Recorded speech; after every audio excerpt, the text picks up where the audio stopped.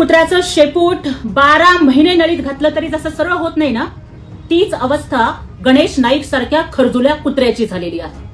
वारंवार फक्त एकनाथ शिंदे साहेब, डॉक्टर श्रीकांत शिंदे साहेब यांच्यावरती टीका करायची, याच्याशिवाय गणेश नाईकला दुसरा कुठला उद्योगधंदा राहिला नाही. गणेश नाईक आता तरी बाज या, नाहीतर नवी मुंबईत येऊन बाजार उठवला जाईल. गणेश नाईक तुमच्यासारखे 56 आले आणि गेले, पण एकनाथ शिंदे साहेबांच्या शिवसेनेच्या बालेकिल्ल्याची एक वीट सुद्धा ते ढासळू शकले नाहीत. तुम्ही काय कुणाला माझी करणार हो? तेव्हा तुम्हाला दोनदा पराभवाचं तोंड बघावं लागलं. एकदा तर मंदाताईंसारख्या एका महिलेनी तुमचा पराभव केला, एका बाईनं तुमच्यासारख्या पाजीला माझी केलं. अरे स्वतःच्या पोरांच्या नावापुढचं माझी तुम्ही काढू शकत नाही, तुम्ही काय कोणाला घरी बसवणार?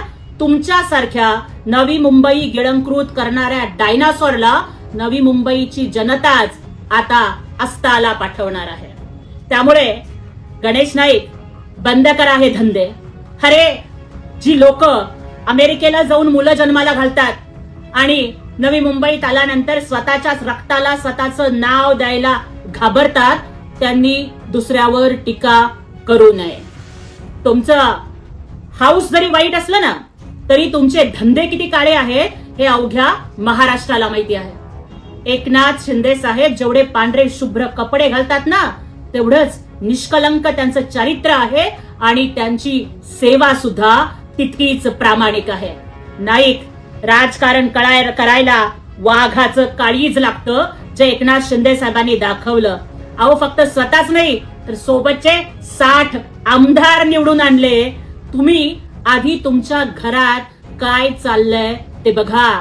जो माणूस स्वतःचं घर सावरू शकत नाही, त्यांनी दुसऱ्यावरती टीका करण्याचा उद्योग करू नये. शेवटचं एवढंच सांगते, Ganesh Naik, if you are bad, remember Eknath Shinde साहेब इज युअर डॅड.